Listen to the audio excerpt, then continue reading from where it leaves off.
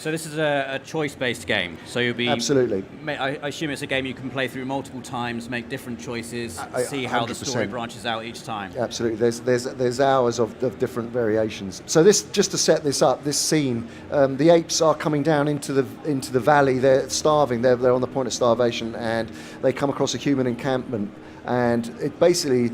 The father of the clan leader is saying, no, don't confront the human beings, it will only bring about our destruction. And these three brothers are going down, and they all have their different opinions. And as I say, you're playing as Bryn. And all of this is motion captured? This is all purely performance captured, yeah. I mean, and was shot in the Imaginarium Studios. So obviously you can then choose, do you agree with Toller, who's more of an aggressor? He wants to go down, and then, or you can choose not to get involved. Well, let's say you were right, Toller. So we're going to follow Toller. Do the more exciting choice. Exactly. Yeah. Let's do that. How have you found that performance capture has evolved over the years? Obviously, you were heavily involved with things like Lord of the Rings back in the day, and it's really kind of exploded since then, and it's now very prevalent in video games as well. What's it like now working and seeing performance capture appearing in games like this now? It must be really exciting. It's thrilling because it really does prove that performance capture sits right in the middle of transmedia storytelling, and can be used, as I say, in so many different platforms now. And it's acted performances which have great levels of. Hold on, so we must not take them. So you can either choose to come back, or this will be easy. Let's say this will be easy. Let's be more aggressive here.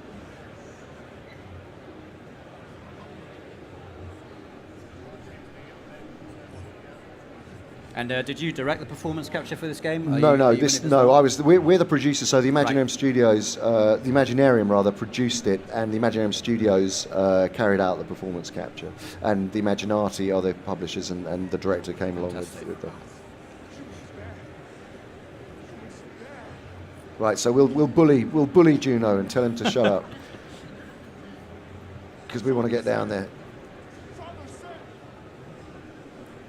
And it's quite telling that you call it a performance capture as well, not just motion capture, because I guess you've got the whole face is being captured now rather than just the body as well. Exactly. So let's reassure him. Juno, trust me, come on. Let's get down there.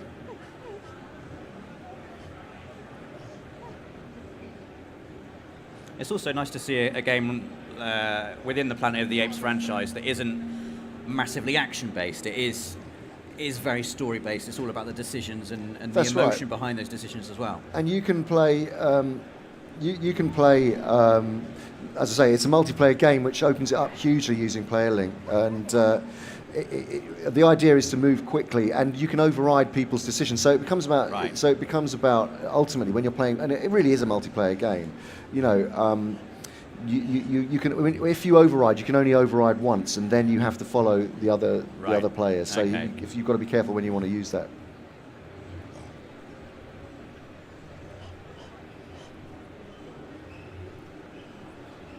Let's deal with the humans. We're doing a very aggressive. We're going straight for it here.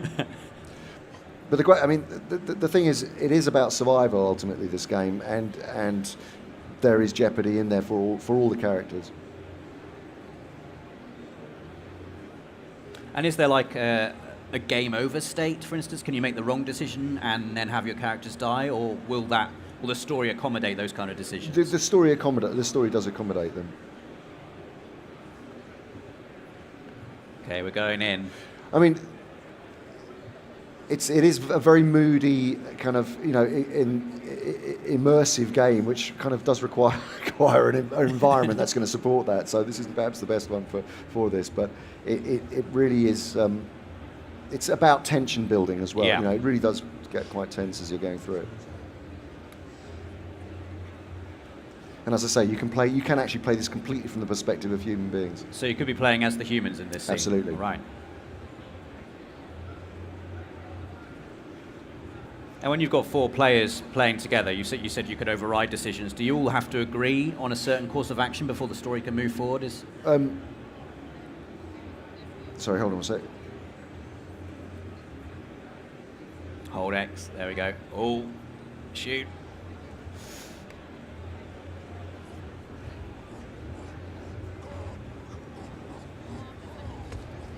Wow. Do we want to stop? No, we don't. We don't want to stop.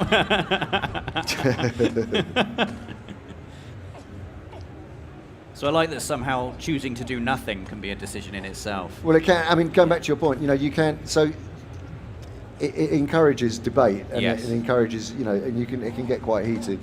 In instances like that, you've got a very short time limit in which Exactly, to make your decision, exactly. so So it's going to put a lot of pressure on. Yeah, puts pressure on. I mean, it's different as a single play, but.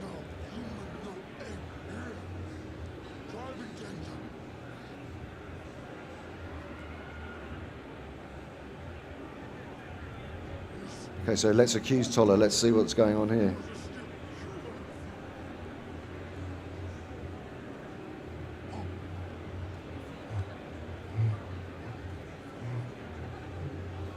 And so if you'd have played this cautiously, could there be a situation where there's no kind of conflict here at all?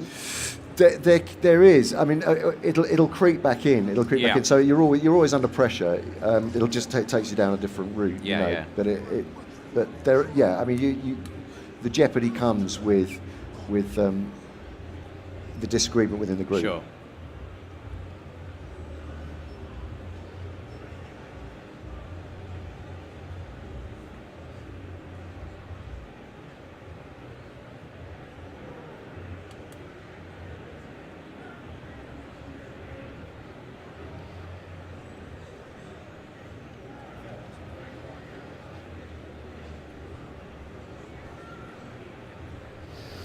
So there you go. Oh, there we go. So have we reached the end of our demo now, or? So this is going into the human camp now. Oh, okay. Mikey, what happened?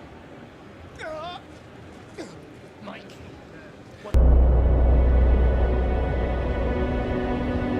It is on me now. This burden of responsibility. For my home. For those who live here.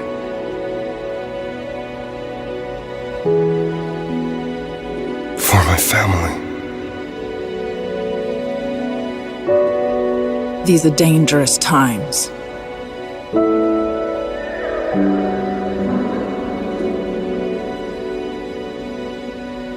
But these are my decisions to make. And whatever path I take, family is all. Family is all.